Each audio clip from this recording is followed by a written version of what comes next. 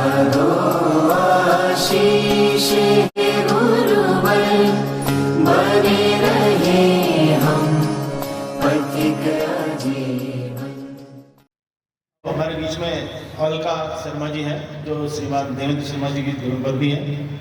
उन्होंने ये स्थान नहीं देखा, पहली बार देखा है। जब वो विवाह की आई थी तो वो जनकपुर में आई थी। अच्छा। जनकपुरी में, नई दिल्ली 58। तो संभवतः उनको यहाँ के बारे में बताया गया होगा। चलो जी, इन्होंने मेरे को काउंटर किया, ये अच्छी बात है। लेकिन जो मुझे ध्यान था कि वो विवाह के जनकपुरी में आई थी, C2 में। वो यहाँ विवाह के यहाँ नहीं आई थी, मतलब विवाह के यहाँ नहीं आई थी, वो विवाह के C2 में आई थी। विवाह के बाद यहाँ विवाह में देखने तो आदमी देखने तो कहीं भी जा सकता है, देखने तो। हाँ बिल्कुल बिल्कुल। तो अलका जी से निवेदन करूँगा, क्योंकि इनका बड़ा लंबा अनुभव है, ये सबसे बड़ी बहू है इस परिवार की। और ये जितना भी ये स्मृतियाँ हमें बता पाएंगी, या जो भी नहीं याद होगा, या कुछ लिख के लाई होगी तो अलग बात है। आइए अलका जी। और ये पढ़ी लिखी हैं, ये MSc पास ही हैं, तो ऐसी गृहिणी नहीं है ये। राम राम, जय सिया राम, सबको प्रणाम। मैं इस परिवार में 1975 में सब गुरु जी के बड़े पुत्र की पुत्रवधू, और उसी दिसंबर के महीने में मैं आई थी। उसके बाद मेरे ख्याल से बाबूजी ने शायद 76 या उसमें ही शायद 5 साल का मौन रखा। तो मैंने तो पहली बार ही ऐसा देखा कि भाई कोई व्यक्ति इतना लंबा मतलब वो मौन रख सके। तो शुरू में तो लगता था कि पता नहीं, कभी सुना ही नहीं ना देखा।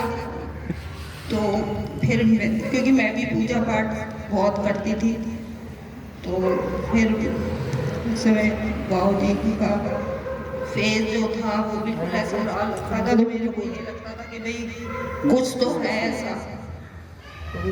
फिर बाबूजी अन्न नहीं खाते थे, खाली वो सब्जी लेते थे या फिर चाय जरूर 3, 4, 5 बार जो भी लेते थे।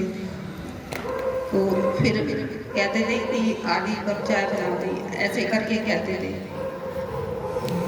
तो मुझे कहने लगे एक दिन कि तू मतलब तुझे भी मंत्र देना है, मेरे मतलब आज्ञा हुई है। मैंने कहा अच्छा ठीक है, मैं ले लूँगी।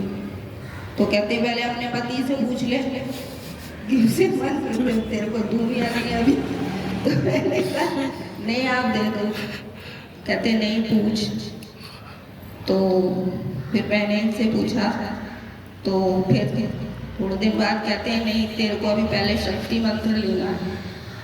मैंने कहा अच्छा। कहते वो तेरा पति देगा तुझे वो मंत्र। वो इन्होंने मुझे दिया। मैंने शायद 78 में किया। तो वो पूरे 1.5 साल का मंत्र था, अनुष्ठान जो था मेरा वो 1.5 साल का था। उसके बाद मेरी पुत्री हुई, उसका ही फल है जो वो मिली। फिर उसके बाद तब फिर बाबूजी ने मुझे पंचाक्षर मंत्र दिया। तो उसके बाद मेरा पुत्र हुआ, वो शिवरात्रि के दिन हुआ। उसका फल वो मुझे मिला और वो बहुत शांत है और आज वो US में है, सॉफ्टवेयर इंजीनियर।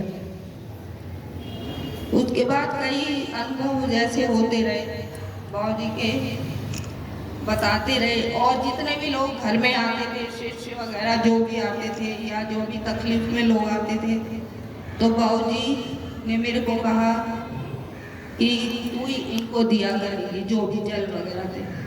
तो ये मेरे पति से ज़्यादा मेरे को मानते थे, मेरे बेटे हमेशा यही कहते थे वो।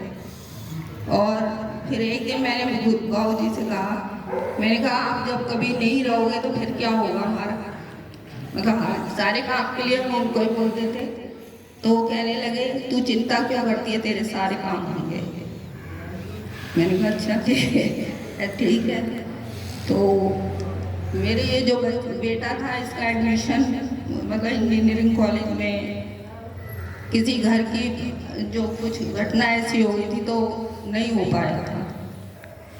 फिर मैंने कहा, बाबूजी को बोला, मैंने कहा इसका तो साल खराब हो गया ये। फिर बाबूजी ने कहा कि तू ऐसा है APJ कॉलेज में तू जा। मैंने कहा पैसे भी नहीं है, किराए भी नहीं है जाने के लिए।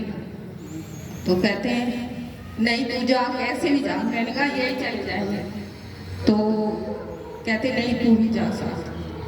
फिर मैं और ये गए सोना रोड पे कोई कॉलेज था APJ कॉलेज, और वहाँ तो लोग इतनी गड्डी नोटों की लेके घूम रहे थे। हमारे पास तो कुछ भी नहीं था उस समय। मैं इनको बोली, मैंने कहा कैसे होगा ये। तो ये कहते हैं नहीं चलते हैं, जब बाबूजी ने भेजा तो जरूर कुछ होगा। मैंने कहा वो तो है ही। अब वहाँ जब वो मेरिट में नाम बोला गया तो इसका पहला नंबर आ गया। अब मैंने कहा फीस कहाँ से आई है, हमारे पास खाली 20,000 रुपये थे, वो भी किसी से मांग के ले गए थे। और वहाँ तो लाखों में लोग, अब ये देखें कि लोगों को पता लग गया कि इनके पास पैसे नहीं है, तो लोग हमारे पीछे पीछे घूमे कि ये फीस जमा नहीं कर पाए तो हम कर दें अपने बच्चे की। इन्होंने जाके प्रिंसिपल को रिक्वेस्ट करी कि हमारे पास पैसे नहीं है, हम आपको चेक दे देते हैं। पता नहीं उसके मन में भगवान बैठे होंगे क्या हुआ। तो उसने कहा ठीक है आप चेक दे दीजिए। फिर जाके 20,000 दिए और वो चेक दिया और उस बच्चे का एडमिशन हुआ। और फिर उसने वहाँ से कॉलेज से टॉप किया और फिर वो TCS में उसकी नौकरी हुई। तो ये सब गुरु जी का वो है कथा, और आज भी उन्हीं का आशीर्वाद है। बस। जय श्री राम। जय श्री राम। ऐसा दो आशीष है गुरुवर, बने रहे हम पथिक आजीवन।